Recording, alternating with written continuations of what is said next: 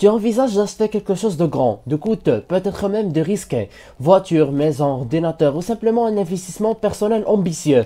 Mais tu ne veux pas regretter ton choix. Tu veux être stratégique. Alors ce que tu vas découvrir ici va tout changer. Mais avant de sortir ta carte bancaire, pose-toi cette question simple. Est-ce que je veux ça ou est-ce que j'en ai vraiment besoin? On y revient dans un instant. D'abord, avant tout, il faut distinguer le besoin du désir. La majorité des gens se ruinent parce qu'ils confondent envie et besoin. Un besoin est vital ou stratégique. Un désir est souvent émotionnel et impulsif. Un petit exemple. As-tu besoin de cette nouvelle voiture ou est-ce juste pour impressionner?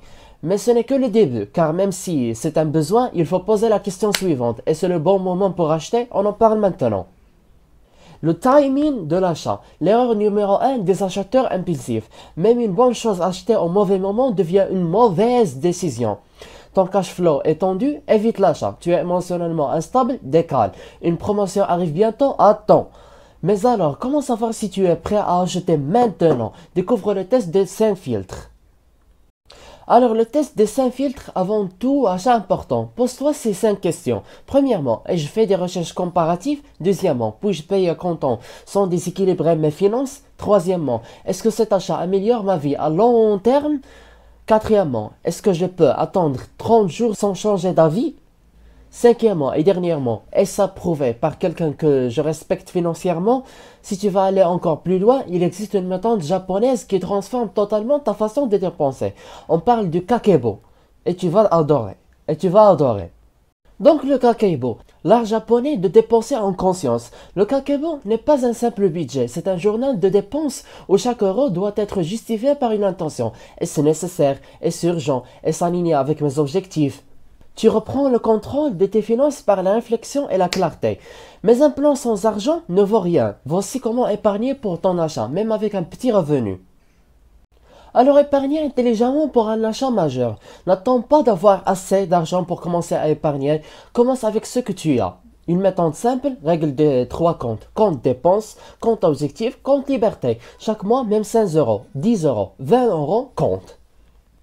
Mais épargner ne suffit pas, tu dois aussi te protéger. Parlons des erreurs à éviter à tout prix. Donc les 4 erreurs qui détruisent un bon achat. Acheter sous pression, promo, urgence, entourage, c'est premièrement. Deuxièmement, se surendetter. Troisièmement, négliger les frais cachés, maintenance, taxes, livraison. Quatrièmement, négliger l'après-achat, formation, entretien, garantie. Et maintenant que tu sais comment éviter les pièges, voici le plan d'action précis pour ton prochain achat stratégique.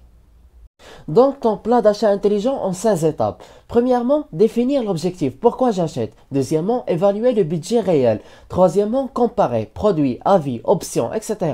Quatrièmement, préparer le financement. Épargne plus marge de sécurité. Cinquièmement, attendre le bon moment stratégique pour acheter. Mais une dernière chose d'abord. Et si tu n'achetais pas? Le pouvoir de renoncer. Parfois, le plus intelligent, c'est ne pas acheter. C'est de ne pas acheter.